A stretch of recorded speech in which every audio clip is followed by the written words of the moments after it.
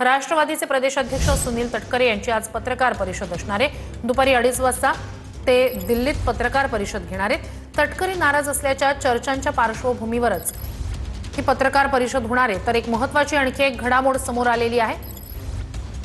वांद्र्याच्या गरीबनगरमध्ये दगडफेक झाल्याप्रकरणी कारवाई करण्यात आलेली आहे। पोलिसांवर दगडफेक केल्याप्रकरणी 16 जण अटकेत आहेत। अटकेत असलेल्या 16 जणांना आज कोर्टात हजर केलं जाणार आहे। अतिक्रमणाच्या कारवाईवेळी दगडफेक करण्यात आलेली होती आणि आज दगडफेक प्रकरणी 16 जणांना अटक करण्यात आलेली होती। त्यांना आज कोर्टात हजर केलं जाणार आहे। पोलिसांवर ही दगडफेक करण्यात आलेली होती। या प्रकरणी अटकेत असलेल्या 16 जणांना आज कोर्टात हजर केलं जाणार आहे। तर आज सुद्धा वांद्र्यातल्या गरीबनगरमध्ये अतिक्रमण विरोधी कारवाई सुरूच आहे। तर पोलिसांवर याच ठिकाणी काल दगडफेक करण्यात आलेली होती अतिक्रमण कारवाईसाठी, म्हणून या ठिकाणी मोठा पोलीस बंदोबस्त तैनात करण्यात आलेला होता।